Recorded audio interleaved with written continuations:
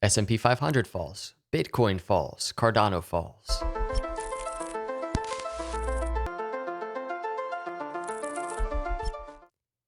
What is up, everyone? Welcome to Crypto Capital Venture. Hit that subscribe and like on the way in. Let's jump into the video. Everybody, I have to preface, this is not financial advice. You know, I'm just a guy out here tracking the data with you. That is all that I'm doing. If you want financial advice, then talk to a financial advisor. This is just the data, what I'm seeing on the screen, what I'm trying to figure out myself. I want to track it, with you today because some things have happened. I said it in the intro, S&P 500 down. Here it is. This is what it looks like. I think it's important because this 50-day moving average, especially in the traditional world, this is what people are watching. They've been watching it, and now you can see the daily candle here, S&P 500 below it. The last time it even closed, which first off, it did close below the 50-day moving average on Friday. The last time that happened was in June. Now, the last time we have a move like this where we're getting some overextension below the 50-day moving average all the way back here in March. And if we're really looking back all the way back here in November and October of 2020, really getting overextended a couple times. The reason I want to bring that up to you is because it's really important for crypto markets. It really is. I don't probably talk about traditional markets enough, and I don't look at it enough for myself, but I think it's important. One thing to note here, though, that's why I wanted to do this. If you look at this RSI approaching oversold here on the S&P 500, the last time it was basically this low was right here when S&P 500 was overextended below that 50-day moving average back in October 2020. Even more interesting, as this approaches right here, oversold, the last time it was actually this low was back here, March 2020. You all remember that. Traditional markets, crypto markets crashing because of, you know what, COVID. So we're approaching those levels on this RSI. So it'll be really interesting to watch traditional markets in the coming days. Bitcoin, this is some things that I really want to talk about concerning crypto, Cardano, and every other altcoin. And this is very simple to kind of talk about. That swing high, all-time high to the swing low consolidation, we kind of got ourselves out of, Bitcoin climbed out of, up to a Fibonacci lower high resistance. So far, it's failed. And it's not the most, if you're looking at charts, it's not the most comforting thing to see. What we want to see is Bitcoin, you know, at the very least, testing the 786 a little bit, maybe popping above it and coming back down, just trending in it before explosive move above it. But we're not. We're seeing pretty immediate rejection at the 618 area, and that is right around 51,000. And then we're coming down. The chart right now is on the daily zoomed out, is just like, okay, whatever. I mean, it could just be putting in a higher low from this swing low, from this swing low. We could be in an uptrend. Bitcoin could be in an uptrend. But it's just the fact that we hit this midterm resistance, came down right as we're getting the 50-day moving average cross above the 200. It's not what you want to see. Bitcoin falling back below both moving averages. What you want to see is Bitcoin kind of trending above both with higher highs and higher lows, just this upward momentum move after getting that 50-day moving average cross, the blue line, above the red line. That's not what happened. We're kind of trading right now. Bitcoin is trading below those moving averages. So zooming out on the charts, if you just go back all the way, and I just want to show you this because this is potentially in play and we have to just be careful. This is, I don't know about bull market, bear market. We have to continue tracking that midterm resistance we just looked at. We want to see Bitcoin break above it, but we track by using data, historical data. And here's something that happened after coming out of a high of 2013, kind of falling into consolidation.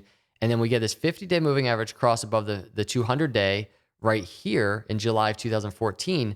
But look, Bitcoin looking weak in that move, not staying above and starting to close below both moving averages. That's the type of move we want to be careful of right now for Bitcoin.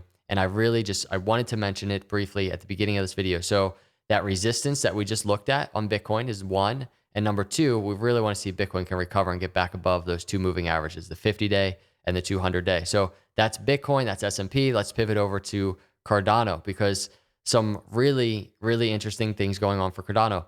And I'll start with this. I'm not going to show a clip, but there was a clip in literally, I think it was last Sunday, a week ago, just over a week ago. I talked about, because Cardano was somewhere up in here, And I basically talked about this move potentially for Cardano, which is the swing low to swing high, and this move of potential support at around, it was like 227 to 214 right here, this Fibonacci support. And I said, if we get a move like that to a support area, we could maybe potentially see a symmetrical triangle. And if you saw the video, you might remember me saying that. But then I said, what if Cardano comes down and tests this previous swing low in the $2 range? What if $2 turns into some type of support for Cardano? Then we'd have a descending triangle in play. And here we are. I mean, it took a week. It took a lot of uncertainty in the markets and just everybody wondering what's going to happen. And here we are, though, kind of bouncing off of this area. It's too short term. This is a 6-hour chart for Cardano right now.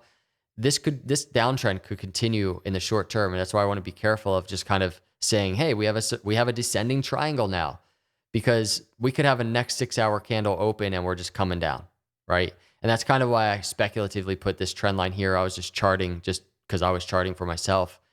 The reason I'm doing this video is because I started charting for myself and I'm just like, why don't I do a video?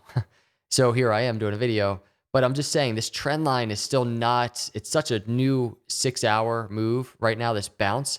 So I don't know, maybe it comes down even more and I can actually delete that, but maybe this trend line turns into something like this. And that's why I want to give it a little bit more time. Especially want to see how the 6-hour candle closes. There's an hour left. And most especially going over to the daily chart. Let me just switch this to a daily. I want to see how the daily candle closes because that's also important. If you remember, the support area I just talked about on that 6-hour chart was what was it? 214 to 227. So like, something like this. It'd be really cool to see Cardano close a daily candle in that support range that we looked at on that 6-hour. So right now, Cardano trading at around 214 under the 50-day moving average. Notice that 50-day moving average, always important, right around $2.31. Can Cardano see a recovery in the next 24, 48 hours back above that area? It would be such a good, solid move for Cardano. Could be a promising first step to kind of climb out of this mess. I don't like seeing Cardano go down. I'm just like you. I don't know what's going to happen with traditional markets. There's a lot of fear and uncertainty out there and just in the world. And I just don't know what's going to happen, everybody. And I just want to be prepared. Even when we were up here, it was kind of like, this is insane. These gains have been so cool.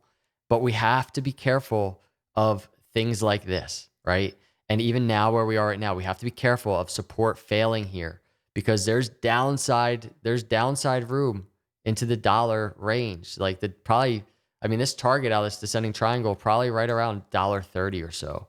I didn't measure exactly, but be careful for that.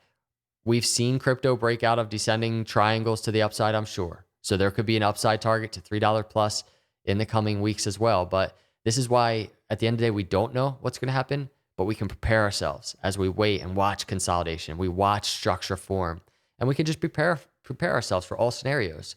So that's what we're looking at on the weekly chart. I got to take a quick glance at this. Remember going into Shelly hard fork, consolidation into the 20-week moving average, that green line. Going into Mary hard fork, consolidation into the green line. And look at it, going into Alonzo. Not quite exactly at Alonzo, but just before it started consolidating into the 20-week moving average. This has happened. We've been talking about this before we even entered this green box, the possibilities of something similar. And here we are right now, the 20-week moving average around $1.85 or so, something to keep in mind as well. So wanted to do a quick update. Be careful out there, everybody. Remember, I'm not a financial advisor. If you want a financial advisor, find one. I'm just a guy out here. I'm just like you watching these charts, trying to figure it all out. But let's continue tracking. Let's continue seeing what Cardano does. But nice so far, nice bounce of support at this lower trendline area. So we'll see if that forms to complete a true descending triangle. We just have to, I think, give it a little bit more time, in my opinion. So appreciate all of you. Have an awesome day. God bless.